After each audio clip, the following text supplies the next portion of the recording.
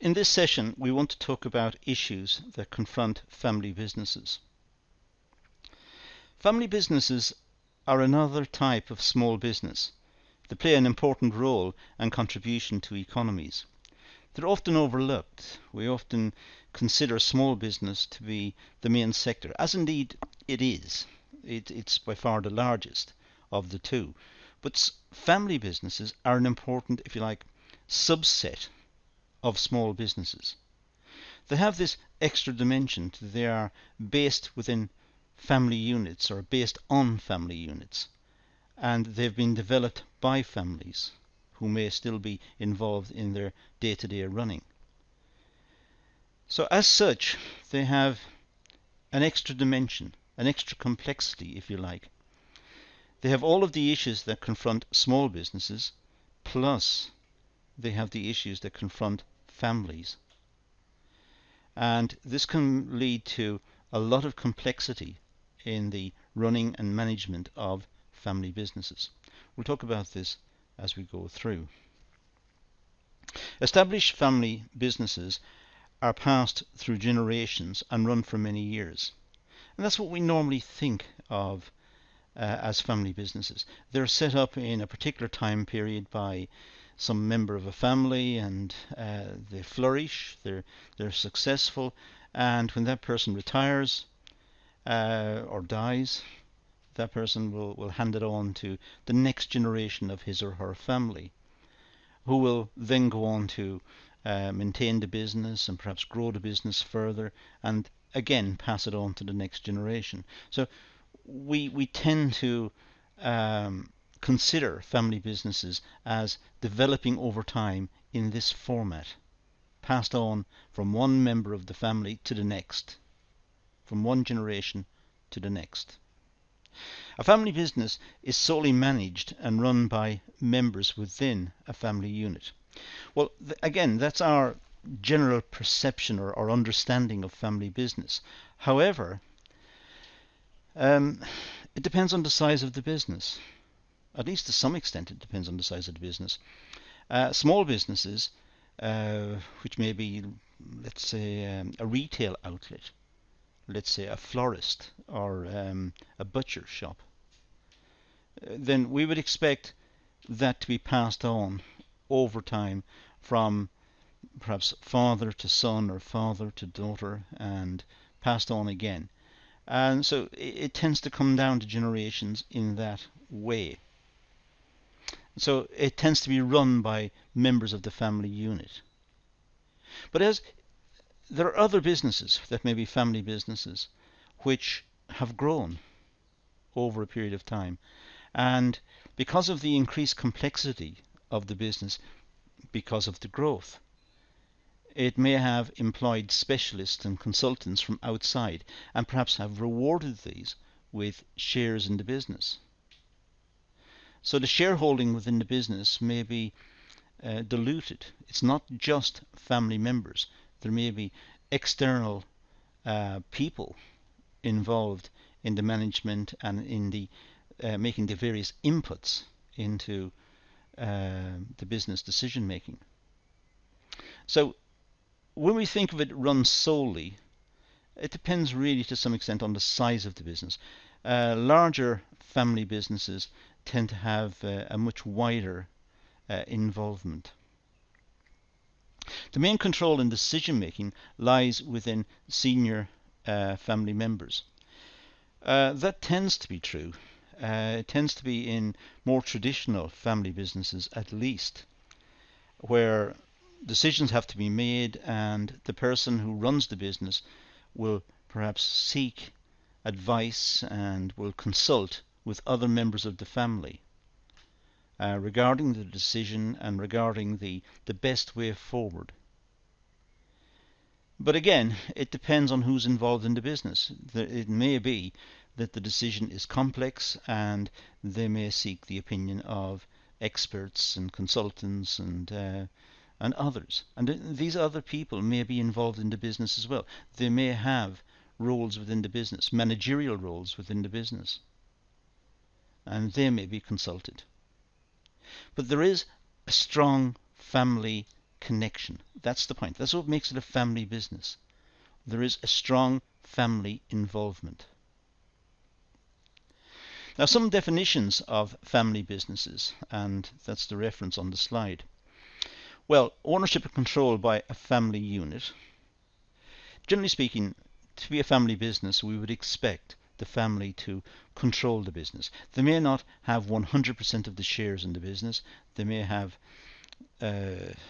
taken in, as I said, other individuals with particular expertise into the business and rewarded them with shares. But the family unit will have perhaps the overwhelming amount of shares. They will certainly have in excess of half the shares, so they're able to control the business. So we would expect that to be the case. Transaction and interaction between two systems, the business and the family. And this is an important point, because when we think of small businesses, we think of a lot of complexity, a lot of problems in running small businesses, trying to survive, trying to develop the product, trying to compete in the marketplace, and it's complex. It's a difficult task. But family businesses have an extra dimension. They have to do all that the small businesses do, plus they have the complexity of the family.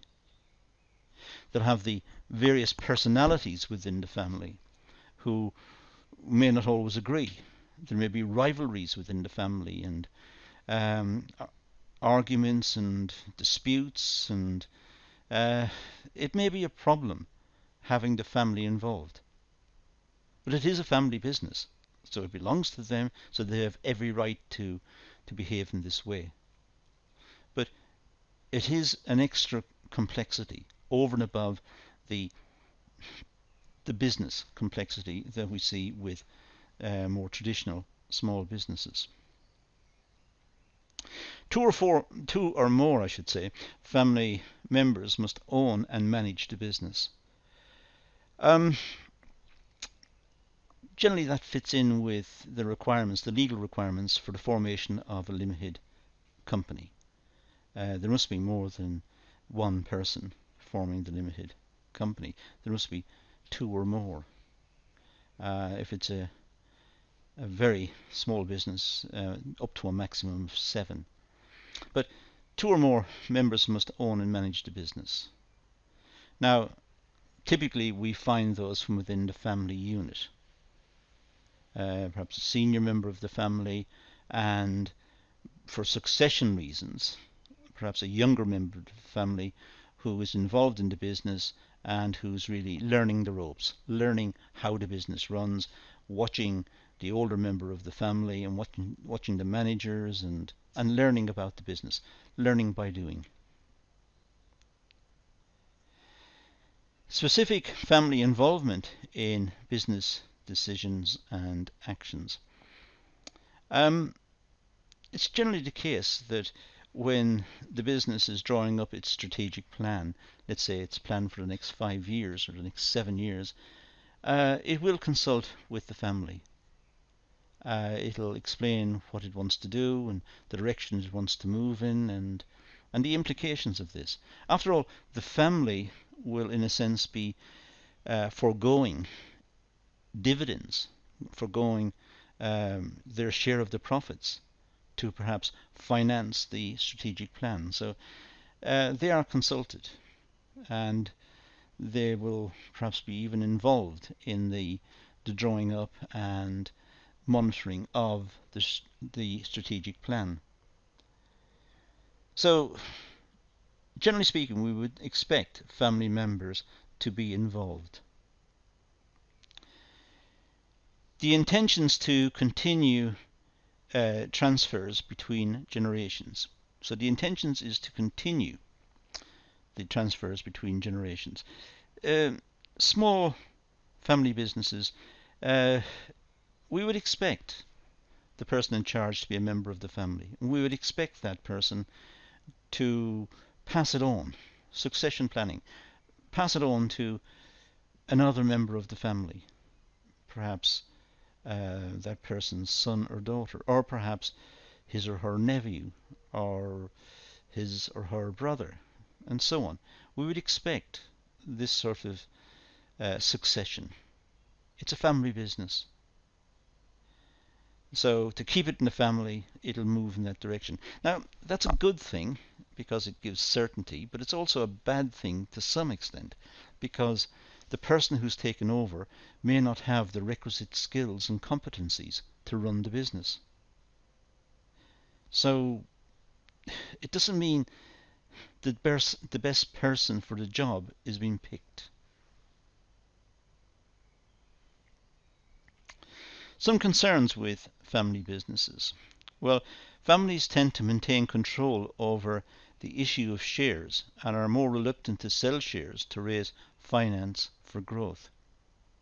So sometimes the businesses can suffer because the family don't wish to go to outside agencies to raise funds.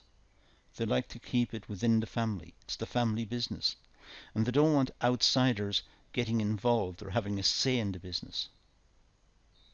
So there are issues associated with raising capital for investment purposes or for development purposes. And the business may be restricted as a consequence of that. There's also more room for conflict between spouse, parents, their offspring, between siblings and other members of the family. It is a family. Families argue, fight, fall out. Families have issues. They don't always agree simply because they're a family. And that means that the business may suffer as well. There may be quite radical changes in policy and changes in management as family members change roles because of issues within the family. And there may also be alliances within the family where the brothers get together to try and take over the business, and which excludes their sisters and their parents, and there are all sorts of issues that make this type of business much more complex to manage. Difficulty in separating personal family affairs and business matters, and that's the crux of the issue. The personal family affairs, the issues in the family are problematic, but they are also issues that spill over into the business, which will affect the management of the business and the profitability of the business and its growth and its survival. Senior family members take control in decision making.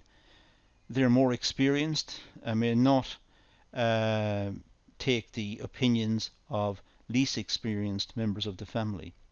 So it tends to be the case that the more senior members of the family, the older members of the family, the ones with more experience and who understand the market and the product and the business more completely because of long years of involvement, they tend to be the ones who ultimately control the business.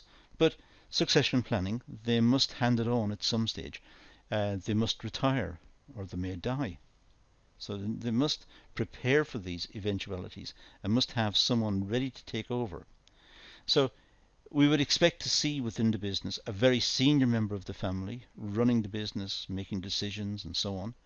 We'd also expect to see another member of the family who is shadowing that person, who is following that person around, making observations, having discussions, learning by doing. Transfer of ownership to the next generation can damage business image and growth. For example, offspring may lack experience and knowledge about the workings of the business. It's the case that simply because the person who is running the business has offspring, has children, it's simply the case that those children may not be suitable to run the business. Simply because they are his or her children doesn't mean that they're suitable. They may be better suited to careers elsewhere. So the business needs members of the family who are competent in running the business, who understand the business and have the appropriate skill sets to run the business.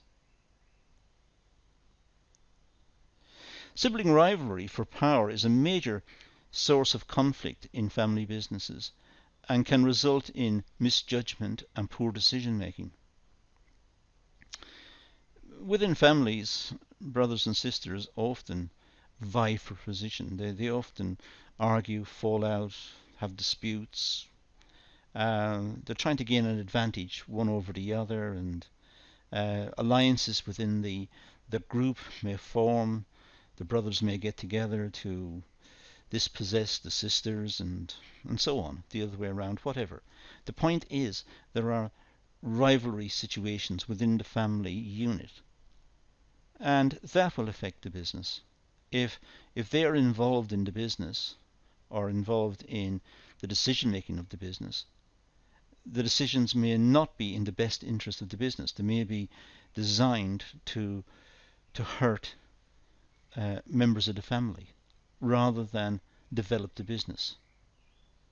So it's very difficult if there is severe rivalry between the siblings, that if they should be involved in the business and they attend meetings, that they are going to agree that this is the best strategy. That they're going to watch who's making the proposal and try and perhaps score personal points, which is to the detriment of the business. Conflict and disagreement within the workplace can have a direct impact on personal and family life. This causes a deterioration in relationships. Well, if family members are involved in the business and the business is not doing too well, or there are problems in the business, that may be taken home. At the end of the working day, it may be taken home to the family, where arguments and disputes and disagreements develop. So the family unit itself is being threatened by the business, and the business is being threatened by the family unit. So it is far more complex than just traditional small businesses. Succession transfer of ownership to the next generation can be a difficult process. It can be a very difficult process in family units. Who's going to take over the business? Who's the most appropriate? And why? And once that person's selected within the family, there will be members of the family who disagree. And they will perhaps disagree vehemently, object to that person, and cause rifts within the family, and cause issues within the workplace. So succession planning is another major headache within family business. Who will take over? Who will run the business in the next generation? From which part of the family? The process often takes place unplanned, and this can lead to business failures. For example, ownership to less experienced members of the family. If it's unplanned, it can be chaotic. For a start, the family will split and divide and have problems, and it will take some time before that person finally emerges within the business to take over the business. The person who emerges may, as I said earlier, may not have the appropriate competencies and skills to run the business. But in addition to not having those skills and competencies, that person will also have to try to resolve issues within the family who are making life difficult within the business. So succession is a real problem confronting family businesses. Transfer of ownership is a difficult process and can result in the existing owner not willing to give up their power, or his or her power.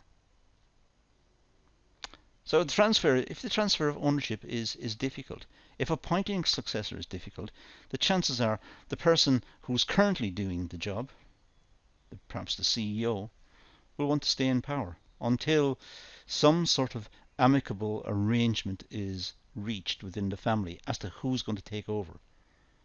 But that may be a long time off, if ever.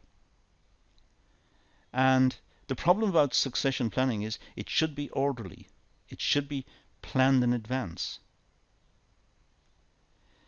If it's not, and if something disastrous were to happen, if the CEO were to die suddenly, then there's a vacuum within the business. Who within the family will take over, and take over immediately to maintain the business?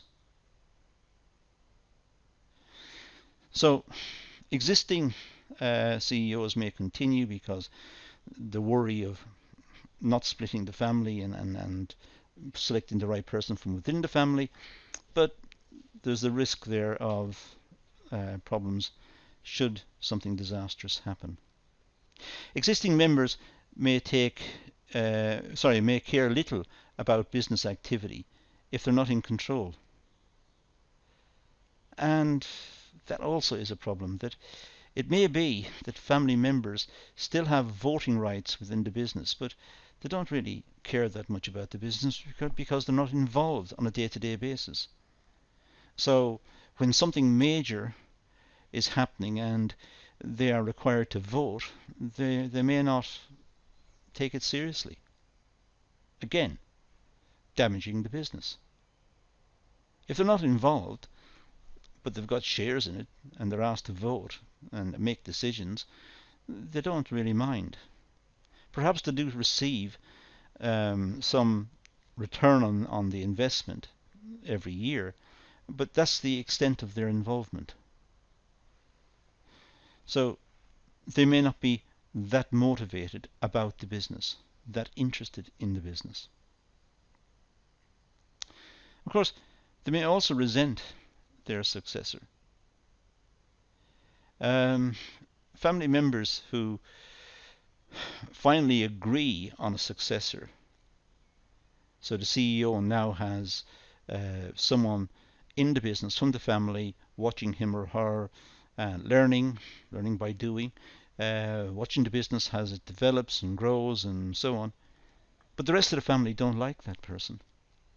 They had to make a decision, and just to stop it dragging on, they picked somebody. But their hearts are not in it.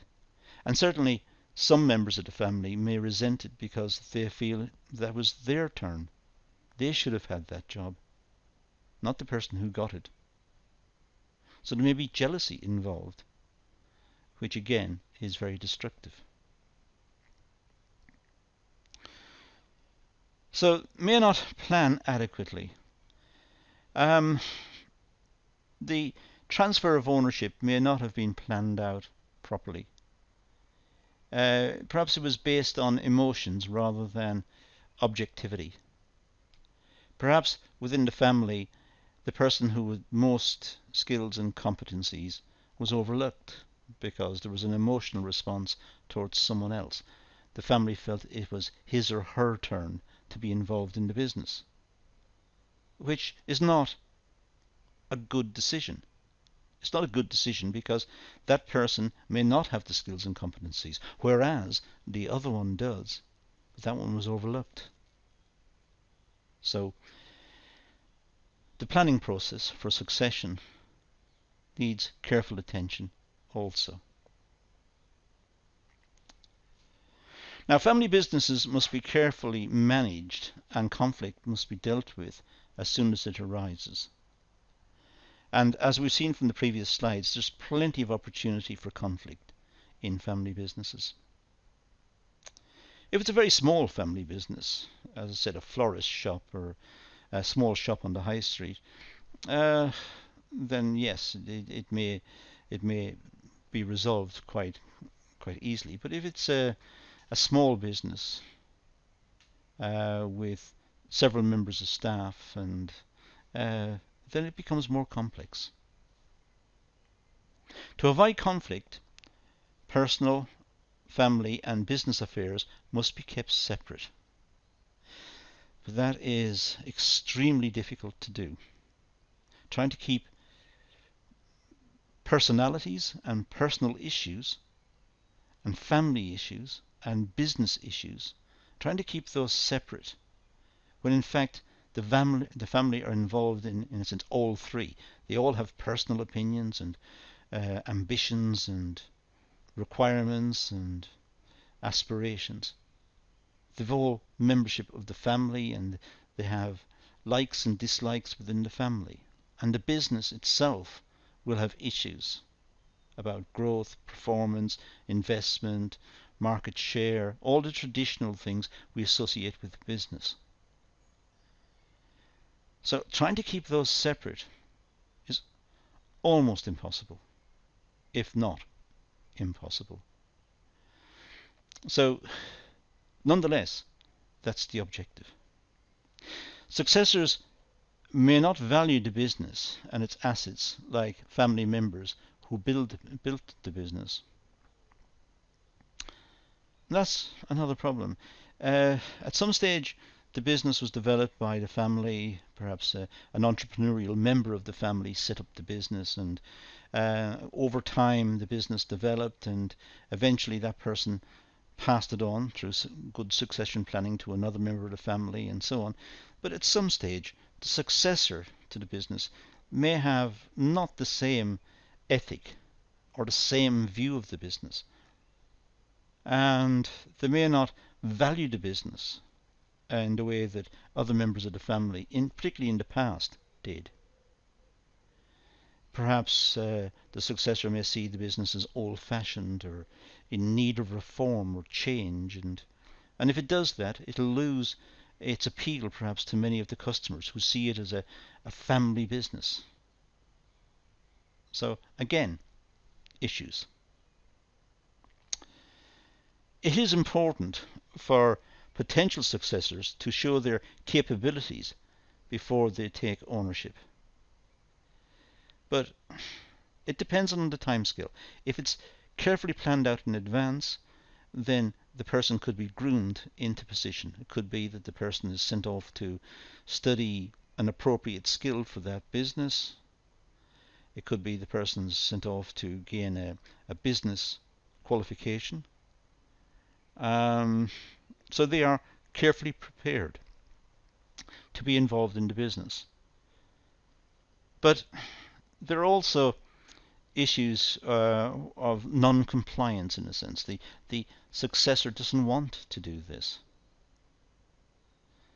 And again, there are family issues here. Should that person then be overlooked for involvement in the business and not to be the successor? Will that cause further issues within the family, further problems within the family? So ideally, that person should be capable of showing capabilities before they take over, but it's not always the case. So the source for this video, well, that's the one we cited earlier, and we drew some of the material from. But that's all we're going to deal with on this topic, so let's leave it at that and say thank you for watching.